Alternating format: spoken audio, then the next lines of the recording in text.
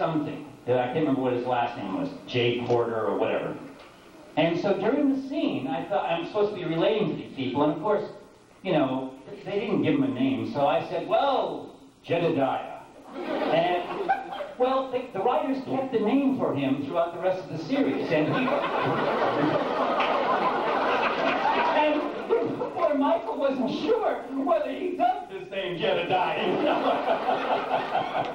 But anyway, you know, I have a feeling, well, it's already started in this episode. They don't like each other. I mean, Worf doesn't trust Garrick at all.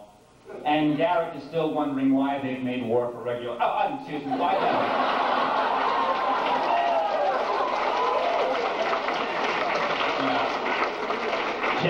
Change. We must embrace change or be rolled over by it. Yes, indeed. No, but I look forward to it because basically what it is, it's another source of conflict, which is what it's going to be. And you'll see that what in this episode, what happens between, well, I shouldn't give it up, but give it up a little bit. I'll give it up just a little bit. What happens between the Cardassians and the Klingons is heavy. It is very heavy. That's why you have, I'll give up something else too. That's why you, and I actually already did, for those of you who are listening, that's why you have the improbable pairing of Gul Dukat and Garrick fighting, not each other, but fighting together against Klingons, you know, in this episode. And let me tell you, when you see Gul Dukat was in Marco Lamo, his testosterone level is going to shoot up. Oh boy, for you people who love that long, scaly neck, you've got a treat. You've got a real treat. Oh my God. Yes, ma'am.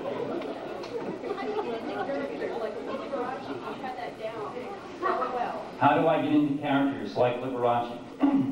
Well, first of all, you remember the good ones, and the good ones like Liberace are a joy, because there's a character, there's a real character there, and even if, because basically, Liberace invented himself.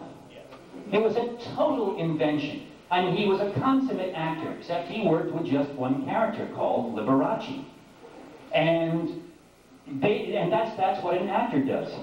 And especially if you have a character that has great behavior, the way, I mean, you can't miss with his behavior, with how he dressed, how he spoke, and that engaging, open personality. And the audience, and he was open and so forth, but one of the most secretive men in the world.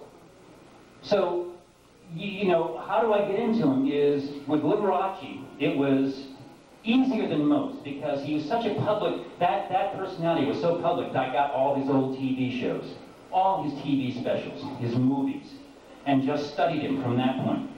And then it was a case of like going from the outside in. Sometimes with a character you'll start from the inside out, but with a case like Liberace, I started from the outside going in. With something like the four characters in the guy who suffered from the multiple personality disorder in L.A. Law, you start with the core character, with the guy that has these characters. So you start from the inside, and basically what you try to find four equivalent personalities in yourself, because we're all multiple personalities, if the truth be known. Most of us have the strength of that ego that sort of like grabs hold of this one character. I am Joe, I am Jane, come hell or high water. And when Harry or when Bart starts, you know, creeping in, Joe and Jane reassert themselves. But there's some people who can't do that, unfortunately, sadly, who are at the mercy of these various characters. And that's basically what an actor's stock and trade is exploiting those various personalities that run around in us. Yes, sir.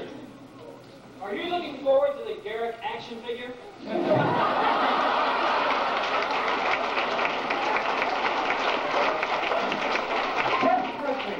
Desperately, I can't wait for it.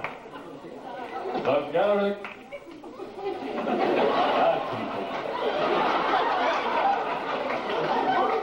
Good morning. What can I say? Over there, yes sir, on the aisle.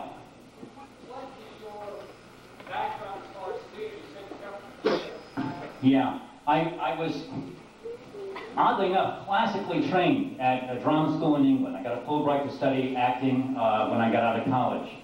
And from there, I went into repertory theater for several years until I came to New York, where I did a lot of theater. And it was while I was doing theater in New York, I was doing this play that it was an adaptation of Dostoevsky's novel, The Idiot, called Subject to Fits, that Don Siegel and Clint Eastwood, actually Clint came to the play, saw me in the play, and they hired me to do the very first Dirty Harry. And the irony of that, thank you. Yeah, believe me, that's something I'm proud of. I really am. I am. I love that role. I adore that role. I mean, I didn't realize it was going to destroy my film career and launch a sea of, psychopaths. But well, what can you say? What can you say? You know, ski masks, became the fad. Anyway, so hijacking school buses with kids. Anyway, but the irony of that is that in this Dostoevsky novel, it's about someone who's a saint. They call him the idiot because he is too saintly, too pure for this world. Eventually, he's a Christ-like figure, and eventually, people can't stand that kind of purity, that kind of goodness, and they throw the guy in an insane asylum. So evil can, continue on its way and not be bothered by people like, Jesus and Buddha and Prince Mishkin, who was the leading character in this play. And then after Dirty Harry is like when I started, because that was my first film. That's when I started doing film and television. So I've been doing, I've done an awful lot of theater before then, and I still do. I still consider myself a theater actor. I mean, this kind of format is a lot of fun for me. I really, because I like being in front of a live audience. I love the character of Garrick, but I find filmmaking kind of cold. The camera's there, and as long as, and if you don't have good scenes, and if you don't have good actors working with, filmmaking can be a real kind of drag, actually, if you're doing. Oh boy, well, I'm sure you've seen the reruns. They're always there to haunt you, to remind you that you put on your pants like everyone else. Yes, sir. Is it difficult when you're waiting for the 20 or 30 minutes in between setups of a shot? In the momentum yeah. of the scene, or how do you do that? Do you run it over? Is it difficult when they're setting up scenes, because there are interminable waits between each shot that they do, because they have to change the lighting, and often you have to take out walls and put in walls, and it is a difficult. Yeah, it's very difficult especially in that costume, because I have to go someplace, hopefully where it's air conditioned, and just sit and be very quiet. I must say, doing this character, because of that, has taught me how to be a little more calm about my life. If I get pissed off at anyone, when I'm in that makeup, I'm dead. I am dead, because once I lose my temper and get angry or get irritated, then it's very difficult to come back to yourself. Because suddenly everything starts itching, you want to rip the whole thing off. This is silly, a grown man walking around in a rubber suit and a rubber mask. This is nuts. I don't care if I'm getting paid, I don't care if I have a career. I want out of here. You can't do that. The rumor was, and I think it was half a rumor and half truth, that Michael Dorn, part of his negotiation for coming back to the character of War, was that they cut the the makeup time to an hour. Now, they can't do that. They can't do that because the makeup takes as long as it takes. I'm sure that they told him that whoever does it will be a Klingon expert, and that we'll have state-of-the-art latex, and that we won't put on so much glue, and they probably told him other lies.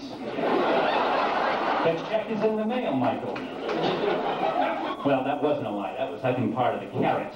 But anyway, yes, indeed. Anyway, so that's Kellogg's Cornflakes. I forgot where I was. Yes, I did. Yes, sir. I'd like to ask you a two-fold question. Sure. Do you want to see more of Kardashian and the Kardashian way of life coming? That's a good. I'll answer it. First question: are we going to see more of Kardashian and the Kardashian way of life? I don't know, because the Cardassian way of life as we knew and loved it. Those of us who are Cardassophiles are, you know, I mean, what with the Obsidian Order, I mean, and then this 2-hour thing, Cardassia is taking it in the pants, ladies and gentlemen. So, I don't know if there's going to be a Cardassia by the time, you know, the year ends. Things are really rough. I mean, the chickens are coming home to roost here, you know. And the second question. The second question, were you a Star Trek fan before you got involved with it? Was I a Star Trek fan? And are you a Star Trek fan now? And you've been a Star Trek fan? Okay. Was I? Are you now? Have you ever been a member of, a Star Trek fan? No, I wasn't. I never watched Star Trek until I got the job. It was a world that I had no feelings about, and I was absolutely, totally ignorant about until I got the job. And that's what I mean. This is a real life change for me, because now, not only because they're running all the originals in LA now am I not only catching up on all the originals, I am like looking at all the TNGs and looking at all the Deep Space Nines. And for me to say that I'm not a Star Trek fan would be a little disingenuous. Yeah, I'm a Star Trek fan. I mean, yeah, and keep your hands up, buddy. You know, I mean, and on the set, you know, and basically that's really most of the actors. If there's an actor that comes in front of you and says, "Oh yes, I was a Star Trek fan," please, it doesn't work that way.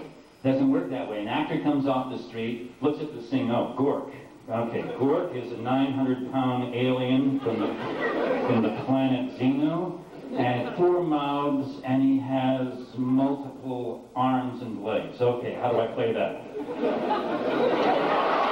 Oh, that's very good. That's very good, Mr. Jones. You're hired for the part of Gork.